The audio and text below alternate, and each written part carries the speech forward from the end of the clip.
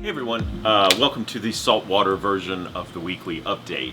You're probably wondering why I'm standing in front of this Elos 20-gallon freshwater tank, and it is because a lot of times people will try to use freshwater to graduate to saltwater. And one of the things that I think is kind of cool is that a lot of saltwater people are graduating to freshwater in this particular way. This is Ryan Fogarty's design for a competition that he's going to be in. And I think something is lost in the whole aquascaping thing that you don't see as much around our particular area, and something that we don't do enough with. And I wanted you guys to see this because, for me personally, these high-end freshwater aquariums are on par with even the coolest of saltwater aquariums. It takes a lot of skill and a lot of talent to do some of these, and I wanted you to see this just in case you weren't paying attention to the freshwater video this week. I wanted you to see what is possible. This isn't a little shabby freshwater tank that you're used to seeing when you pass it by to go to all the saltwater fish. So just wanted you to kind of take a look at that and maybe pay attention to some of the aquascaping designs that you can do. If you really love aquariums and you want to do a lot of different things, this is one thing that you may want to try yourself. Okay, so in past videos I've talked about how much I love the Ultra Reef protein skimmer and all of their products that just come in from Italy. It is for the price point, my favorite new brand, I guess you could say. And one of the things that I've been waiting on in a shipment that just came in 2 days ago is the internal algae scrubber. Now I will be talking about that in a future video. For now, you just kind of have to come see it because I've got to get on to the fish here pretty soon. But basically, it is an internal algae scrubber that will actually sit and fit compactly in your sump. It actually has your Chaeto in this tube. And it's very self-contained, so you don't have this big algae scrubber or anything like that. So it's a very great way to control nitrates. It's a very great way to control algae in the tank, and it has lots of other benefits that I'll get into in a self-help video here pretty soon. But they did just come in. I've been waiting on them for a while. They've got a great price point. And again, you can see the cylindrical design will fit comfortably in just about any type of sump. So on to the fish. Okay, the first fish on the list is a fish we don't have very often. It is called the Adorned Grass. This is a wrasse that basically inhabits shallow reefs in the wild. It is very beneficial in that it eats fireworms, bristleworms, and certain types of snails that prey on clams, giant clams. So it can be very beneficial to actually have one in a tank. Another cool factor about this fish, especially in reef tanks with high lighting, is with the right lighting, it will actually cause the orange in the stripes that you see to glow. So it actually has kind of an effect, the way that it kind of glistens through the tank. So that's a really cool thing about this wrasse. Now, the one thing I will also say is no saltwater fish that eats one type of invertebrate very rarely differentiates between another type of invertebrate. So if you have, other types of small benthic type invertebrates, they may also fall prey to this guy. It is kind of considered reef safe, but no fish is 110% reef safe. So I would tell you that this is a pretty good, if you have larger invertebrates, you're probably pretty safe with this guy.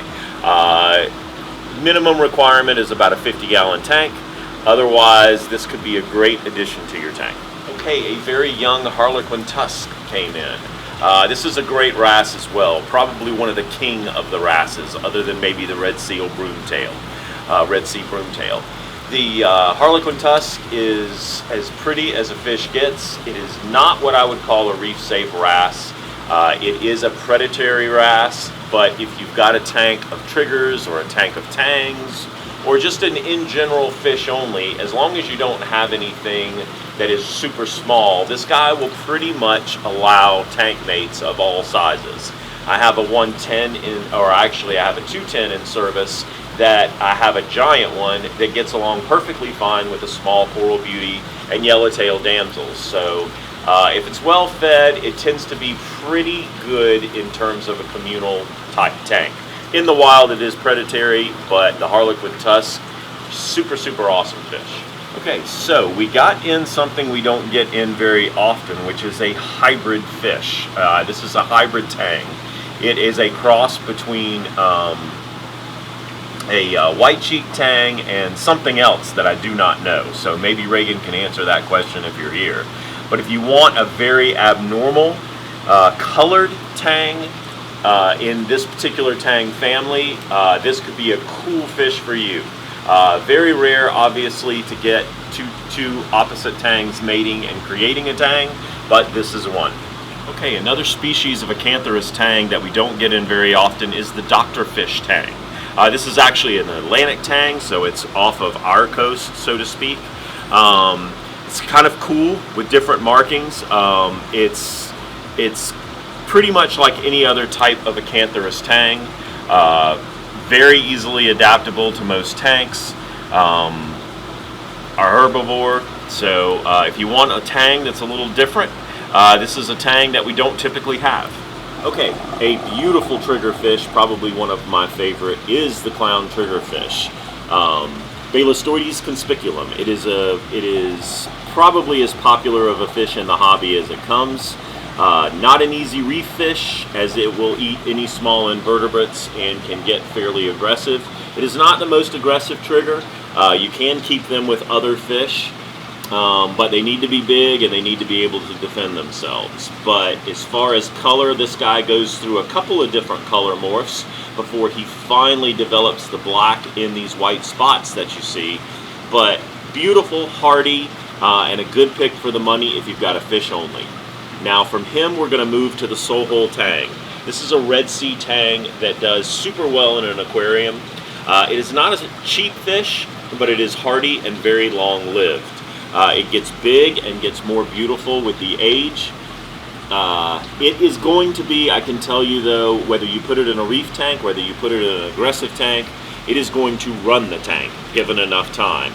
This is a very boisterous tang, and it will not take a lot from anybody in the tank. It will soon become one of the more powerhouse fish in a tank.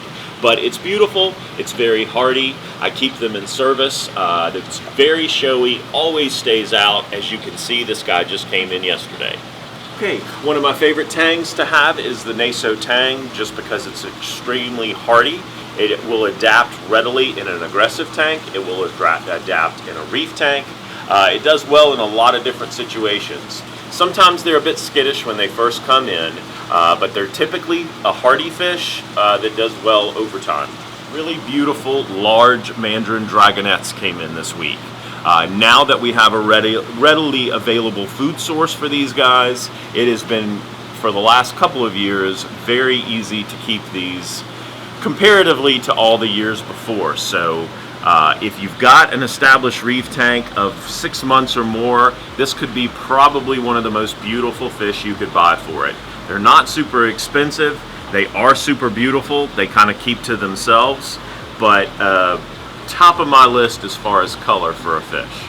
Okay, so always get asked about a cool schooling fish. These Greenchromis came in really small. They look really, really good, and they're all schooling together. So this is not an expensive way to add a group of really cool fish to your tank. If you have something in the range of like a 125, 150, where they've got a little bit of running room, a small group of these has a huge wow factor, just simply because they do in fact school.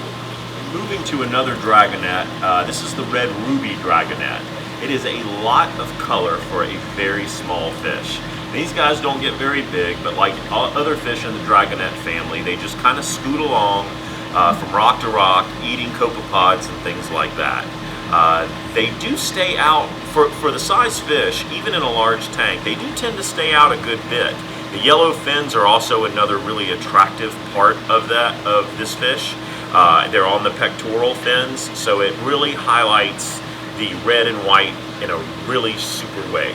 Okay, I got diamond gobies this week in 2 different sizes. I've got a really big monster sitting here that has developed his little cave for himself, and it's kind of relaxing. And then I also have this little guy who's working hard in the tank next to this Goby. The Aurora Goby and him seem to be trying to fight for a little bit of a spot. And you can kind of see also the red Ruby Dragonette coming into view. But this is a great portrait of how cool some small fish, gobies, blennies, dragonettes, things like that can be in a tank. And you can have a tank full of them and have all the entertainment you ever wanted without having a super expensive big showy fish. So, oh, and it looks like we've also got a yellow watchman that has moved into view as well. So this tank is probably 15 gallons at the most, I would guess. And you can see all the activity and just how cool all these little fish are. Okay, for those of you who are computerizing your aquarium, with the Neptune systems, we just got in the 6-month supply of reagents. And for the first 6 people that come in, you get this Control Freak t-shirt. So they just came in yesterday. We haven't sold any as of this moment. Check out all the Apex, all the Neptune stuff when you come in, and definitely the 6-month supply we've got. Okay, that was a quick overview of the saltwater fish this week. There is, as I always say, a lot more, but it has to be said because we can't show everything. One thing too, I promised to start showing more corals. Hayden is kind of revamping the coral systems he's been working on them. Worked on them all day yesterday.